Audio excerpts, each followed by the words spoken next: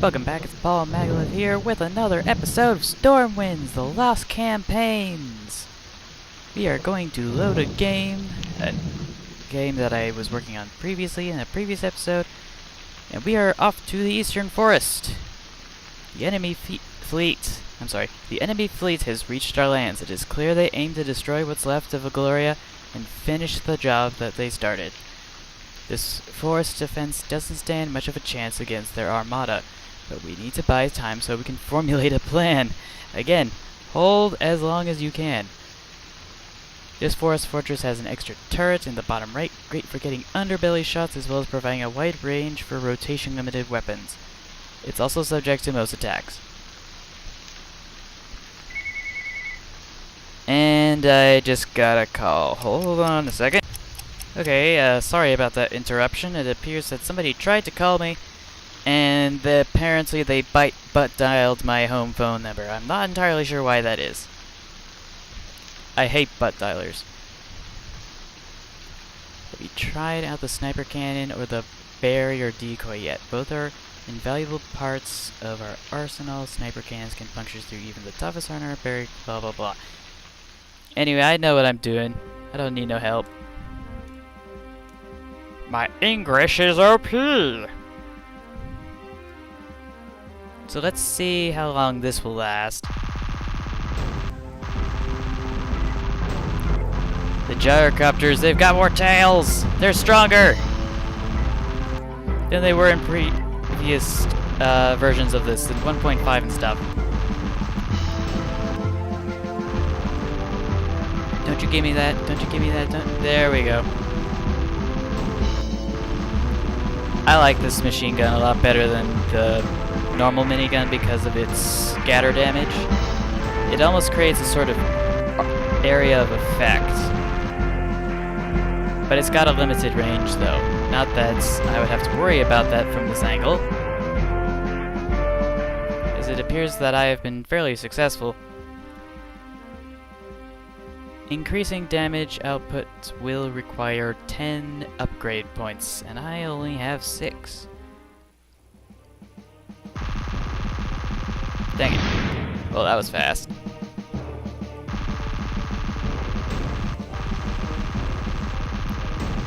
So yeah, I think there really hasn't been that much that's changed. I did upload the first episode for this series, finally. I think it was yesterday on the 4th of February, and if I recall correctly, I forgot to create a thumbnail for this series, because sure, I could use the previous thumbnail for patch 1.5, but I just don't feel like that seems very professional, and neither does being in a position that warrants me breathing heavily into this microphone, because I have to work on breath control, something I didn't think I'd ever have to consider, considering I'm such a heavy breather. I'm pretty sure I've made that fairly clear at this point. And maybe I should have used the noise cancellation setting on my mic, but I didn't feel like it. I did not feel like it. So we're just going to get back into this to defend our homeland against enemy forces. Oh great, it's another barrier. Haven't there been enough barrier airships? I swear, if I see another one of those things, I'm just gonna flip out or something.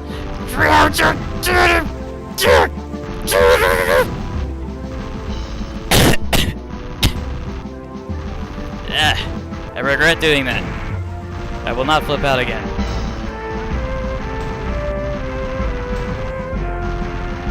But at least the wave is going down quickly. I really thought there would be something much more intimidating, and my face is on fire for no reason whatsoever. I don't know why I'm so nervous as fuck. But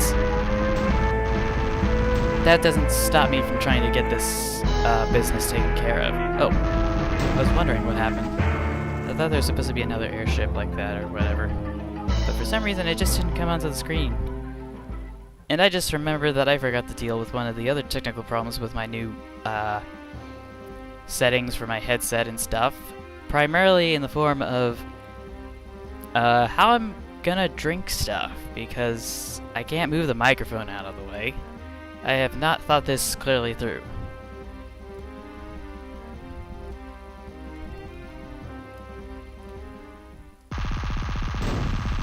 Oh, that was easy.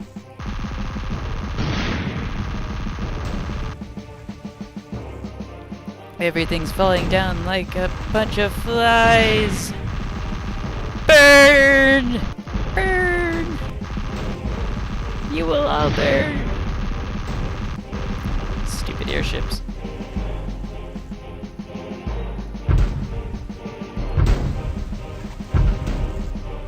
Yeah, this is not as gratifying. However, in some circumstances, it is very effective. I'm retaining more damage. That is not a good thing. I think acquire would be a much better term, but you get the idea. The machine guns in the previous game were not as effective as I would have wanted them to be. Oh wait, I already just said that. Never mind. I'm not going to rant about that again. Is there something I was going to get over here? I could get it. Oh man, the damage buff is really expensive. I don't remember it being that expensive. It wasn't like this in the previous version.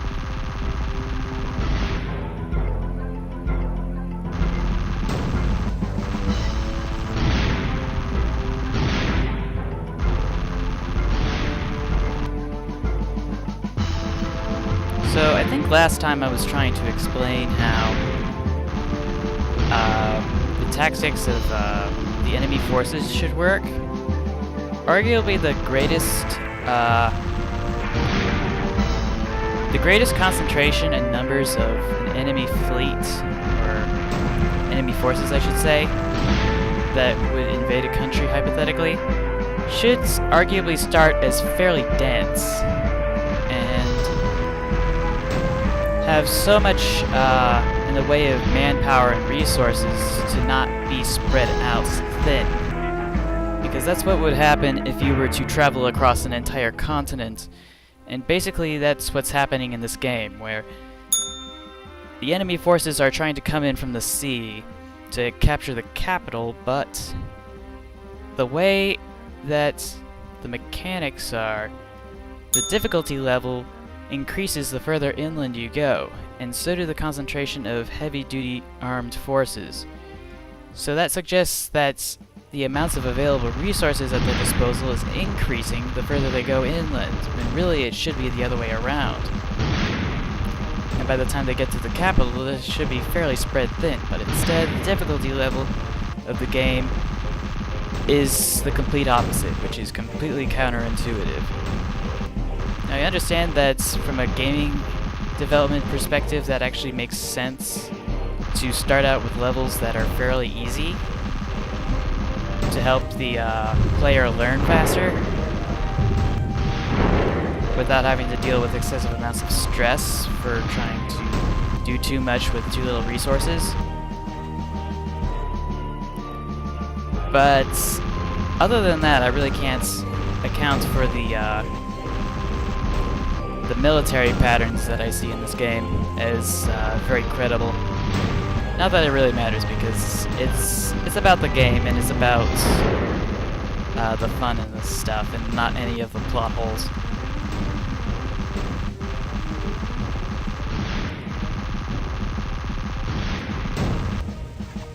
But I think I've already broken that down clearly enough and articulate enough to get my idea across.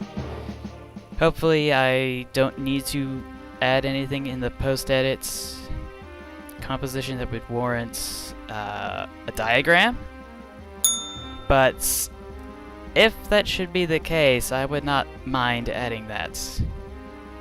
And now I'm just thinking to myself how pissed my future self must be. Damage increase. No, I do not have enough for that. Does it need repairs? Yes, it does. Okay, I think that should do it.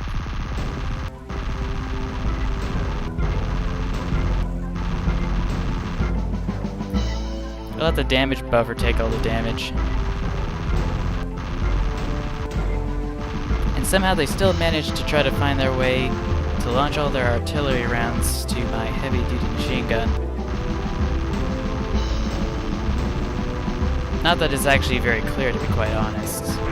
Maybe I should use this instead because it's easier to see in the video. Or not, because I think I'm gonna get wrecked. Oh snap! My damage buffer's going down. Yeah, this is not built for artillery. These waves were not built to face artillery against... blah, blah, blah, blah. Sorry. What I'm trying to say is, I cannot handle the enemy forces with artillery alone. I need to have heavy automatic weapons. Preferably anti-aircraft. Yay, I can increase its damage output.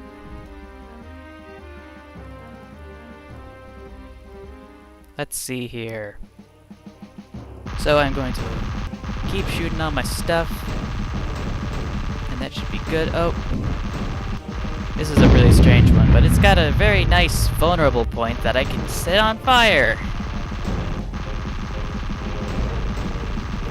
Oh, enemy forces, when will you learn not to use hydrogen as a means of lifting your airships into the sky?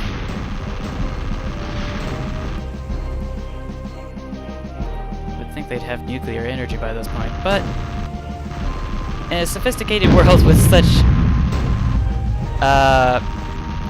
antiquated means of power, I am not surprised.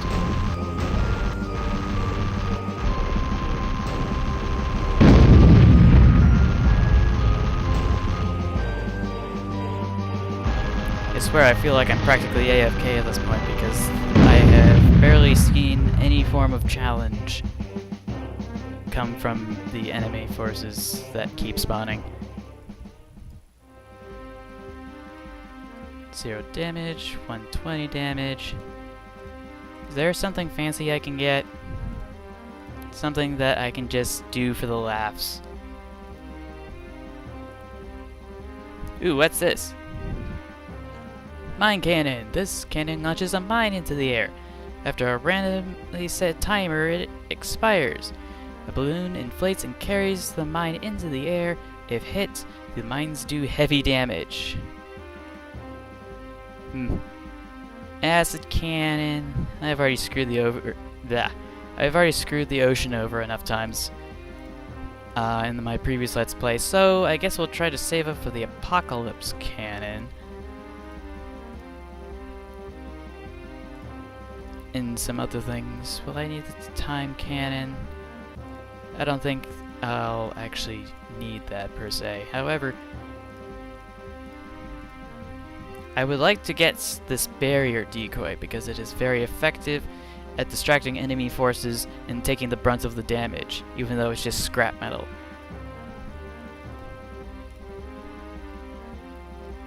By the way, kiddies, if you really want to know the strategy for trying to outmaneuver and outplay your enemy in war, it's always imperative that you always look bigger than you really are, even if that means using fake weapons.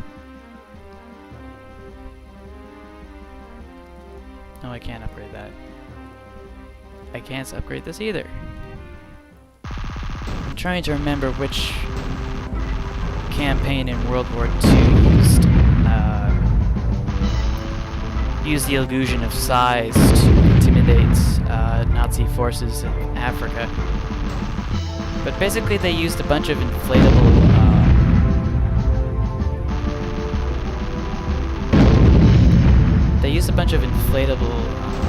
ladders shaped like military vehicles to fool enemy reconnaissance into thinking there were more forces than there actually were. And they would also serve as something for the Nazis to bomb during the campaign in the African front. trying to remember which illusionist came up with that idea. I think he was a British illusionist, but that's beside the point. The point is, so long as you have enough armed forces to actually be useful, it always helps to have something else to create the illusion of being bigger. You could also create the illusion of having a louder... you can create the illusion of having more forces also by increasing the sound of your vehicles. I think Da Vinci created this war drum machine that simulated a large troop of war drummers. So whenever the enemy would try to come across any forces that would be using his technology, they would be intimidated by the immense amount of drumming, because it would make the enemy sound much more immense and intimidating. I don't know if such a thing would ever work in this day, because obviously we don't use drums, but you get the idea. It was effective at one time during the Renaissance, but it is not practical for modern warfare. However, that technology of trying to look bigger, using some other display or representation, using reconnaissance or air forces to trick the enemy into thinking you have more forces, actually is still very useful to this day. Though I'm not sure it has much practical applications, or at least it hasn't been implemented as such. Or at least I would suspect.